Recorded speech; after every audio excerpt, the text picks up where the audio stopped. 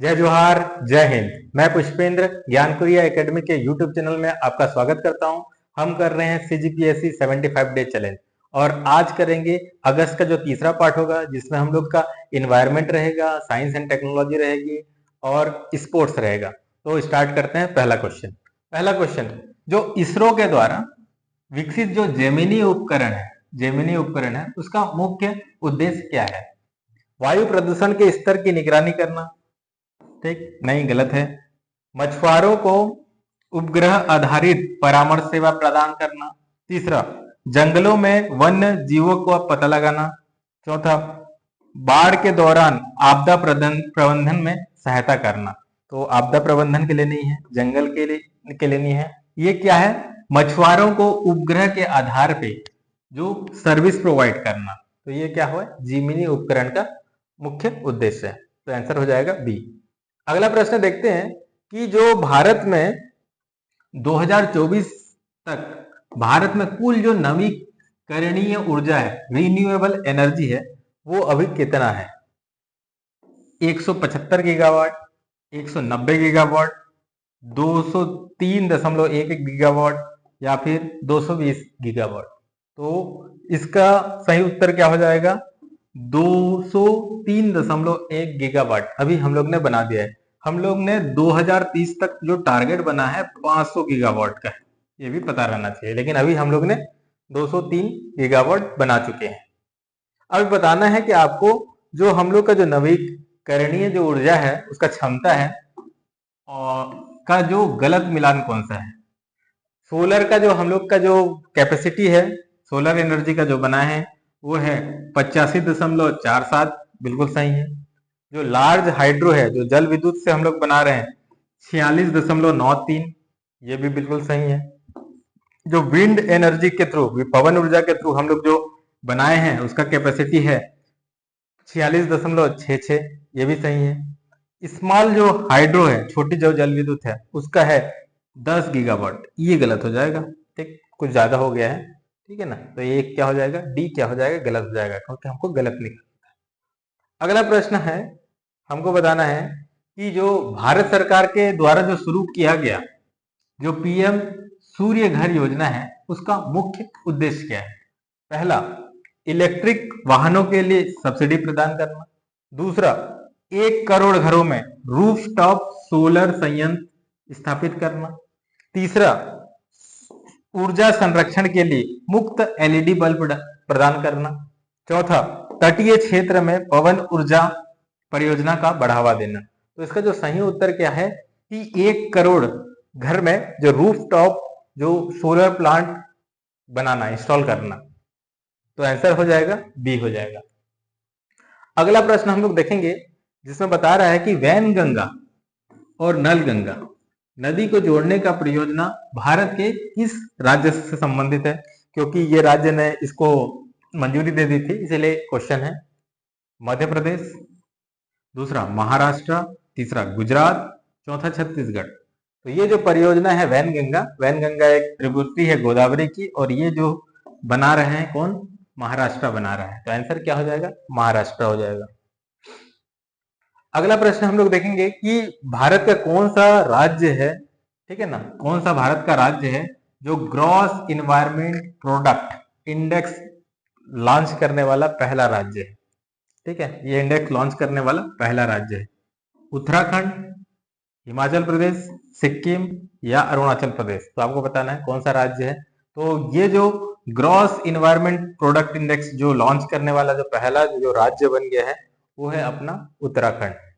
अगला प्रश्न है, ये है कि जो जो क्लाइमेट फाइनेंस एक्शन फंड, ठीक है ना, एक न्यूज में था, वो एसोसिएटेड है ये जो United national climate change conference पे, ठीक है, जो अभी कॉप हो रहा था ना, कॉप अभी आपका हुआ है 29। तो यहाँ पे भी आपको बताना है कि जो क्लाइमेट फाइनेंशियल एक्शन प्लान है वो किससे संबंधित है, ठीक है ना, कहाँ पे शुरू किया गया था?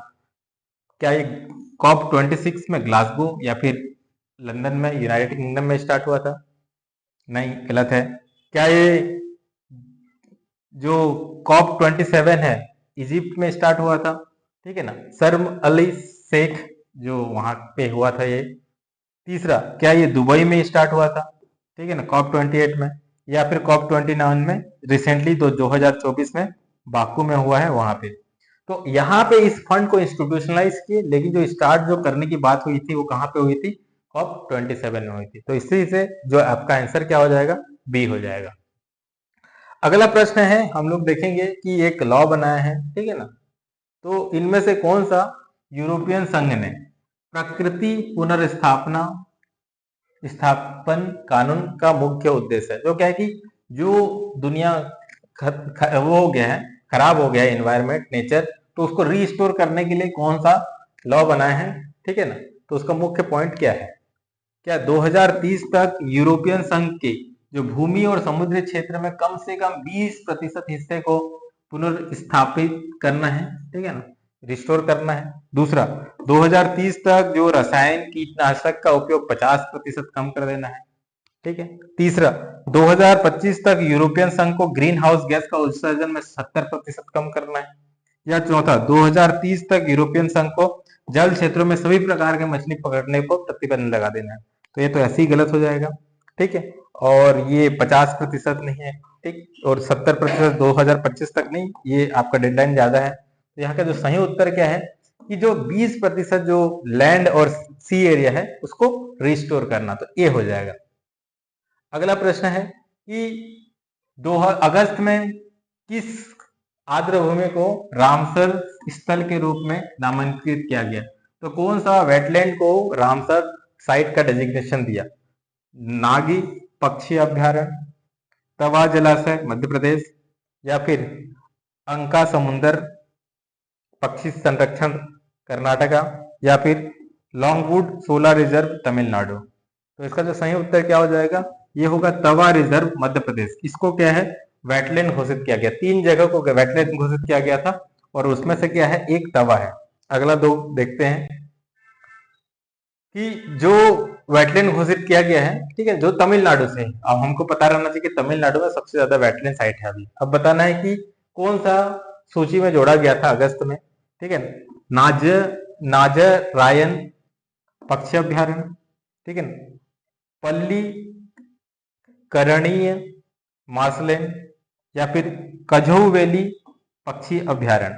तो 2 तमिलनाडु के जोड़ा गया था, एक आपका ए हो जाएगा और आपका सी हो जाएगा, ये और ये। तो आंसर क्या हो जाएगा, डी हो जाएगा, नाज रायन पक्षी अभ्यारण्य और कछू वैली पक्षी अभ्यारण्य। इसको हम लोग ने वेटलैंड साइड में जोड़ा गया था अगस्त में, तो आंसर हो जाएगा डी। आपको बताना है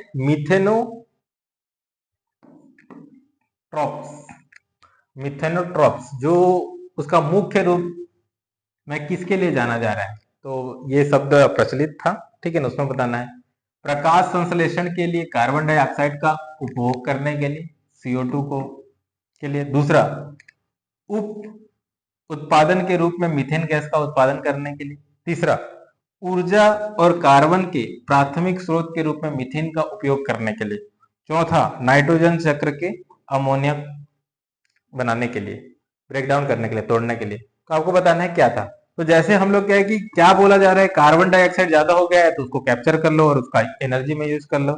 वैसे जो मीथेन है CH4, ठीक है ना, उसका भी क्या करो, कैप्चर करो और ऊर्जा के रूप में यूज करो। तो उसके लिए हम लोग जो शब्द है वह है मिथेनोस तो ट्रॉप्स, ठीक है ना, मिथेनोस ट्रॉप्स, ठीक। तो आंसर क्या हो जाएगा, सी हो जाएगा। इसको ऊर्जा और कार्बन के प्राथमिक स्रोत के रूप में मीथेन का उपयोग करने के लिए। अगला प्रश्न है, एक स्पीसीज जो पाया गया था, पौधे का स्पीसीज था, उसका नाम दिया गया था, बताना है सेरोपीजियन शिव रायना। ये किसको, किस पक्षी के नाम, किस पौधे के नाम जो है किस स्थान पे पाई गई है, ये आपको बताना है। क्या नीलगिरी पहाड़ी में पाई गई है तमिलनाडु की, या फिर विशालगढ़ किला महाराष्ट्र में, या फिर अरावली पर्वतमाला राजस्थान में, या फिर सुंदरवन पश्चिम बंगाल में। तो आपको बताना है कि ये जो नए पौधे पाए गए थे, और ये इसमें क्या है कि छत्रपति शिवाजी के नाम के कारण इनका नाम यहाँ पे नाम दिया गया है। तो ये जो पाया गया था आपका हो जाएगा, आंसर क्या हो जाएगा, महाराष्ट्र में विशालगढ़ के किला पे। तो आंसर क्या हो जाएगा, बी। अगला प्रश्न देखना है कि 3 जो थे अशोक सीमा माउंट, चंद्रगुप्त रिज और कल्पतरु रिज। ठीक है ना, ये आपको मिले थे कहीं पे, तो आपको बताना है कि इसमें से कौन सा कथन सही है। ये अंटार्कटिका महासागर में नई खोज गई ज्वालामुखी का रिज है, जिसमें आपने जो इंडियन हिस्टोरिकल नेम को दिए हैं नाम। दूसरा, ये भारतीय महासागर में स्थित जो पंडुलिपि भूवैज्ञानिक विशेषता है, जो जियोलॉजिकल जो विशेषता है, ठीक है ना, जो सबमरीन है समुद्र के नीचे। या प्रशांत महासागर में पाई जाने वाली पानी के नीचे जो खाइयां हैं उसको ट्रेंच को बोलते हैं। या अंटार्कटिका महासागर के नीचे जो टेक्टोनिक प्लेट है उसको बोलते हैं।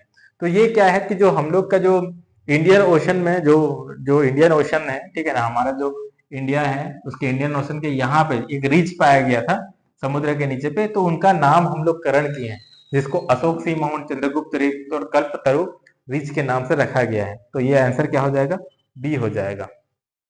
ठीक है ना, सबमरीन जियोलॉजिकल फीचर है। अगला क्वेश्चन है कि हम लोग इंटरनेशनल स्पेस डे कब मनाते हैं। 26 जनवरी को मनाते हैं, ये तो गणतंत्र दिवस मनाते हैं। अगस्त 23, 23 अगस्त को, अक्टूबर 4 को, या फिर दिसंबर 7 को। तो ये जो सही उत्तर क्या हो जाएगा, 23 अगस्त को। क्यों? क्योंकि जो हम लोग चंद्रयान 3 है उसको लॉन्च किए थे, तो वो सक्सेसफुली वो अपना मिशन कंप्लीट किया था, मतलब पहुंचा था चंद्रमा पे। तो इसके लिए हम लोग उस दिन को कमोमोरेट करने के लिए हम लोग क्या मनाते हैं, अंतरराष्ट्रीय अंतरिक्ष दिवस, राष्ट्रीय अंतरिक्ष दिवस मनाते हैं। अगला प्रश्न ये है कि जो 2000 कौन सा देश है 2025 में दुनिया का पहला thorium molten salt nuclear power station शुरू करने वाला है। 2025 में दुनिया का पहला कौन सा देश है जो थोरियम बेस्ड जो molten salt nuclear power plant बनाने वाला है? क्या वो अमेरिका है, क्या वो चाइना है, क्या वो भारत है, क्या वो रूस है? जैसे कि थोरियम हमारे पास भी बहुत ज्यादा है, लेकिन जो इस टेक्नोलॉजी के थ्रू बनाने का जो मन बना लिया है वो है चाइना है। तो आंसर क्या हो जाएगा, चाइना है। अब बताना है कि जो भारत में जो मोनेजाइट सॉइल मिलता है, ठीक है ना, उसकी क्या महत्वपूर्ण है। यह परमाणु ऊर्जा के लिए उपयोग की जाने वाली यूरेनियम का स्रोत है। दूसरा, यह थोरियम से समृद्ध स्रोत है जो परमाणु रिएक्टर के लिए महत्वपूर्ण है। यह दुर्लभ पृथ्वी तत्वों का निष्कर्षण एक्सट्रैक्शन के लिए उपयोगी किया जाता है, यानी कि जो ये यूज किया जाता है एक्सट्रैक्शन के लिए रेयर अर्थ मेटल के लिए। या फिर बी और सी। तो ये जो है ये मोनाजाइट जो जगह जो है आपका सॉइल हो गया और रेत जो है आपको इंडिया के बहुत सारे कोस्टल एरिया में मिलते हैं, सबसे ज्यादा आपको मिलेगा केरल में मिलते हैं। और इसमें क्या है, इसको छानोगे तो 5 से 10% आपको क्या मिलेगा, थोरियम मिलेगा। तो ये थोरियम से समृद्ध है, ठीक है ना, जिसका हम लोग यूज करेंगे जो हम लोग का न्यूक्लियर पावर प्लांट में यूज करेंगे थर्ड स्टेज में। ठीक है, ये सही है। दूसरा, इसमें बहुत सारे रेयर अर्थ एलिमेंट भी मिलते हैं, ठीक है ना, बहुत सारे एलिमेंट है जो कि रेयर अर्थ है, जिसको हम लोग सेमीकंडक्टर इंडस्ट्री और क्या बोलते हैं इलेक्ट्रिक व्हीकल इंडस्ट्री में हम लोग यूज करते हैं। तो आंसर क्या हो जाएगा, बी और सी दोनों सही है, मतलब डी हो जाएगा। अगला प्रश्न हम लोग है कि डेंग वैक्सिया, ठीक है ना, अब ये बताना चर्चा में था, ये क्या चीज है, क्या डेंगू बुखार के इलाज के लिए एक नई एंटीवायरल दवा है। दूसरा, गंभीर डेंगू संक्रमण को रोकने के लिए उपयोग किया जाने वाला टीका है, वैक्सीन है। तीसरा, डेंगू वायरस का पता करने के लिए एक नैदानिक या फिर डिटेक्टिव किट है। या फिर डेंगू से लड़ने के लिए एक अनुवांशिक रूप से संशोधित मच्छर है, ठीक है, जेनेटिक मॉडिफाइड मॉस्किटो है जो कि डेंगू से कॉम्बैट करेगा। तो ये भी गलत है। तो इसका जो सही उत्तर क्या है, एक तरह से वो डेंगू के लिए अगेंस्ट में एक वैक्सीन जो बना है उसी का नाम है डेंगवैक्सिया, ठीक है। तो ये न्यूज में था। अगला प्रश्न ये है कि जो 100 साल हुए हैं काकोरी कांड के, तो काकोरी ट्रेन एक्शन उसके 100 वर्षगांठ मना रहे हैं, तो इसके लिए गलत कथन कौन सा है। तो इसको जो कैरी आउट किया गया था हिंदुस्तान रिपब्लिक एसोसिएशन के द्वारा, बिल्कुल सही है, इसको कैरी आउट किया गया था हिंदुस्तान रिपब्लिक एसोसिएशन के साथ। और ये कब हुआ था, ये हुआ था 9 अगस्त 1925 को हुआ था, बिल्कुल सही है, ठीक है। इसके जो इंपॉर्टेंट व्यक्ति थे राम प्रसाद बिस्मिल, अशफाक उल्लाह, ठीक है ना, खान, उनको डेथ सेंटेंस मिला था। ठीक है, बिल्कुल सही है। ठीक, यहाँ पे भगत सिंह लीडर से इन्वॉल्व थे नहीं, इसके बाद आते हैं। ठीक है ना, तो उसके बाद ये हिंदुस्तान रिपब्लिक एसोसिएशन बनाते हैं, हिंदुस्तान सोशलिस्ट रिपब्लिक एसोसिएशन बनाते हैं। ठीक है ना, चंद्रशेखर आजाद के साथ। तो ये उतना टाइम में इन्वॉल्व नहीं थे भगत सिंह। तो आंसर क्या हो जाएगा? सी, ये गलत है। अगला प्रश्न हम लोग देखें तो क्या है कि ओलंपिक हुआ था। ठीक है ना, जून क्या जुलाई में और अगस्त के स्टार्टिंग पॉइंट में आपको ओलंपिक हुआ था। ठीक है ना, समर ओलंपिक हुआ था। तो बताना है कि ये जो समर ओलंपिक 2024 है वो कहाँ पे हुआ था? लॉस एंजलिस में हुआ था, पेरिस में हुआ था, टोक्यो में हुआ था, ब्रिस्बेन में हुआ था। ब्रिस्बेन बताना है, तो कहाँ पे हुआ था? तो इसका जो सही आंसर है कहाँ पे हुआ था, ये पेरिस में हुआ था। आंसर क्या हो जाएगा? बी, पेरिस हो जाएगा। अगला प्रश्न है कि जो 2024 में जो पेरिस में ग्रीष्मकालीन ओलंपिक हुआ था उसमें गलत कथन क्या है? गलत कथन कौन सा है आपको चुनना है। ठीक है ना, ओलंपिक में लगभग 32 खेल शामिल थे, 32 स्पोर्ट, बिल्कुल सही है। इसमें जो टोटल इवेंट हुए थे 329 इवेंट हुए थे, ये भी सही है। ठीक है, और ये दुनिया का जो एथलेटिक्स है उसका वैश्विक स्तर पे एथलेटिक उत्कृष्टता को बताने के लिए उत्सव मनाए जाते हैं, बिल्कुल सही। ये जो स्वर्ण पदक थे इतने 350, ये गलत हो जाएगा, 329 के आसपास इसके पदक थे। तो ये आंसर क्या हो जाएगा? ये इतना ज्यादा पदक नहीं थे, थोड़ा कम था। अब आपको बताना है कि जो पदक जो तालिका है, पेरिस ग्रीष्मकालीन ओलंपिक का जो पदक तालिका है उसमें से कौन सा कथन गलत है बताना है। सबसे ज्यादा जो गोल्ड जो जीता है 40 के साथ, नंबर 1 टैली में था अमेरिका, बिल्कुल सही है। दूसरा, चीन 40 स्वर्ण के साथ दूसरे स्थान पे था, बिल्कुल सही है। दोनों में कंपटीशन में इस बार बराबर आ गया गोल्ड में, लेकिन सिल्वर और जो ब्रॉन्ज है वो अमेरिका के पास ज्यादा था, तो टाली में नंबर 1 हो गया। दूसरा, फ्रांस ने 16 गोल्ड जीते और अब तक का उसका सर्वश्रेष्ठ था, बिल्कुल सही है। भारत ने 10 स्वर्ण पदक जीते, ठीक है, और अब तक का सर्वोच्च संख्या है। अब भारत ने एक भी स्वर्ण पदक नहीं जीता था, तो आंसर क्या हो जाएगा? सी, गलत हो जाएगा। अगला प्रश्न है, तो अब बताना है कि भारत ने ओलंपिक में कितने पदक जीते थे। ओलंपिक में, पेरिस ग्रीष्मकालीन ओलंपिक में कितने पदक जीते थे? 5, 6, 8 या 10? तो ये टोटल पदक कितना जीते थे? 6 पदक जीते थे। ठीक है, तो आंसर हो जाएगा 6। अगला बताना है कि हमारे जो देश में एक जो 24 पेरिस ओलंपिक में भारत का जो रजत पदक, गोल्ड तो 0 था, ठीक है ना, लेकिन जो रजत पदक थे तो एक जीता था, तो उसका नाम क्या है? रवि कुमार धैर्या, या फिर मीराबाई चानू, या पीवी सिंधु, या फिर नीरज चोपड़ा? तो इसका जो सही आंसर हो जाएगा नीरज चोपड़ा। एक्सपेक्ट तो कर रहे थे गोल्ड का, लेकिन सिल्वर, पाकिस्तान ने गोल्ड जीत लिया था। ठीक है, अगला प्रश्न है कि जो पेरिस ओलंपिक ओलंपिक के बारे में आपको स्टेटमेंट दिए, विजेता दिए गए हैं और उसका खेल दिया गया है। ठीक है ना, इसमें से कौन सा गलत है बताना है। एक जो गलत है बताना है, पहला, नीरज चोपड़ा ने भाला फेंक में भारत में रजत पदक जीता, बिल्कुल सही। अमन सेहरावत ने कुश्ती में कांस्य जीता, कांस्य पदक, ये भी सही। भारतीय हॉकी टीम ने फील्ड हॉकी में कांस्य पदक जीता, ये भी सही। मन्नू भास्कर ने एयर राइफल में कांस्य पदक जीता, नहीं, ये गलत हो जाएगा। एयर राइफल नहीं, एयर पिस्टल होता है, दोनों अलग अलग गेम है। ठीक है ना, दोनों के लिए पदक होता है। तो ये मनु भास्कर ने एयर पिस्टल में जीता, तो आंसर क्या हो जाएगा? सी क्या हो जाएगा? गलत हो जाएगा। अगला प्रश्न है कि भारत ने 2024 तक कितने ओलंपिक पदक जीते हैं? तो बताना कितने ओलंपिक पदक जीते हैं? 35, 41, 45 या 50? तो टोटल हम लोग का अब देख रहे हैं, तो कितना जीते हैं भारत ने? 41 पदक।